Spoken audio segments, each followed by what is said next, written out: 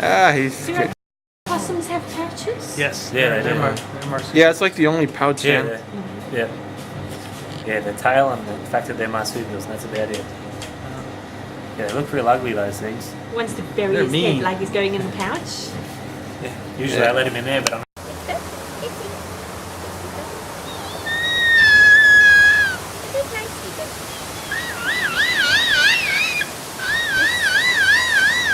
You answered it. Hello, Dexter. It sounded like he said something. Yes, he said, hello, Dexter. And show me how beautiful your wings are. Your beautiful wings, Dexter. Hey, you are a lovely bird. When you're not being evil and biting people. I heard he likes to snack on rangers. He does like to snack on rangers. He's about 21 years old now. He'll live to be almost 100. Wow. So he'll outlive us all. Yes, he will. And especially if he has his way about it, he'll take a few of us down before he goes. Hey boy, where are you going? What you doing? What you doing with my hand?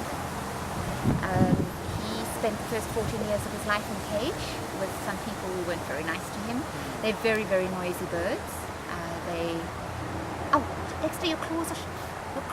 Your claws. I know you're just standing there, but look, you made a hole in me. You made a hole in me. Yes, I know you're being cute. Just be careful.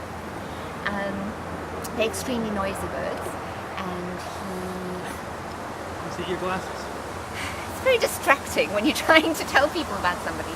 So he was in a cage that wasn't even big enough for him to put his wings out in, and they used to throw boots at the cage if he made a noise. And Beeps? Boots. Oh. And they weren't very nice to him. And then he went to another lady who was a much nicer owner, but he was still a pet bird. He was still in a cage, although she used to take him out from time to time, like I am now. And she lived out in the countryside, and when she retired, she's an older lady, and when she retired, she moved into the city, into an apartment. And as I said, they can be extremely noisy birds, and the neighbours complained, and she had to bring him. She had to do something with him, and she brought him here, and he's been here for about 4 years now. He flew for the first time about 2.5 years ago, flew for the first time in his life, surprised everyone, including himself. And he still flies, I'd say, about once every 2 weeks. Usually it's a matter of he's startled or something happens. I might be, no, he's too cushy over here. But the problem is the opposite problem.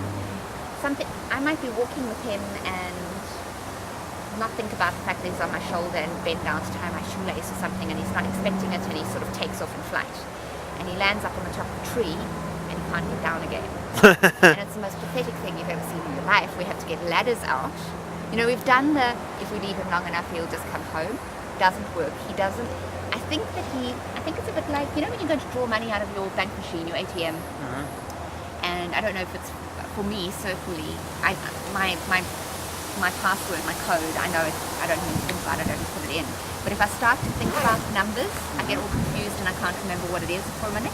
And I think it's like that with him. If he thinks about flying, if he decides, I want to fly from here to there, he can't work out the sequence of movements to get him to do it. But if something startles him, he can fly off. But as I say, then he can't get back again, so it's all very pathetic. Hey boy, are you pathetic? But he's very comfortable here. He gets the best of both worlds. He's got a lot. He's not in an enclosure.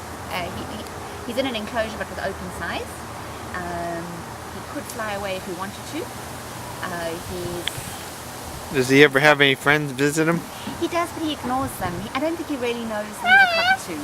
You know, sometimes we had recently 7 cockatoos, same species, land in his tree in his enclosure, and he just completely ignored them and dug his hole. He likes to dig holes. Thinks he's a person.